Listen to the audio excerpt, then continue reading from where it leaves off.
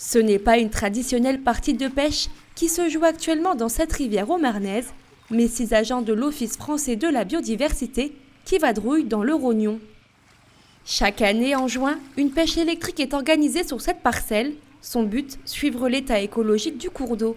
Donc c'est important quand on vient de voir si la station est encore fonctionnelle, si le cours d'eau fonctionne quand même, malgré les assecs estivaux. C'est important pour nous de trouver des gros individus qui vont être des géniteurs et aussi de trouver ces petites truitelles qui démontrent bien que la reproduction a marché cette année. Pas d'inquiétude, cette pêche ne représente aucun danger pour ces êtres vivants.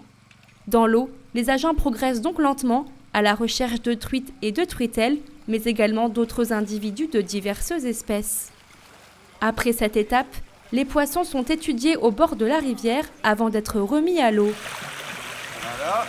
Poids, taille, 68. tout est mesuré et chaque espèce est comptabilisée. C'est ce qu'on appelle la biométrie. Donc ça, c'est déjà un poisson de cette taille qui est en capacité de se reproduire. C'est une truite qui doit, à mon avis, avoir à peu près 3 ans. Donc c'est un poisson qui peut s'être déjà reproduit, celle-ci. Donc c'est vraiment la truite qu'on recherche en priorité. Et après, on regarde les autres espèces que l'on a et on doit trouver ce qu'on appelle les espèces d'accompagnement de la truite, que sont le chabot, le verron ou encore la loge franche. Suivie dans les années 1990, cette station située non loin des sources fait partie des 180 étudiés dans toute la région. Là, c'est la première année, nous, qu'on revenait sur cette station.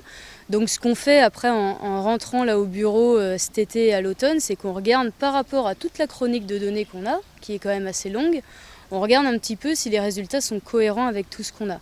On sait déjà qu'on n'a pas trouvé la lamproie de plein air, donc qui est un poisson assez particulier qui vit dans le sédiment. Donc ça, on sait déjà qu'on aurait dû la trouver normalement si la station fonctionnait bien. Donc on verra s'il manque d'autres espèces. Les futures études permettront donc de déterminer si oui ou non le Rognon est un cours d'eau qui possède actuellement des conditions optimales pour la faune et la flore aquatique.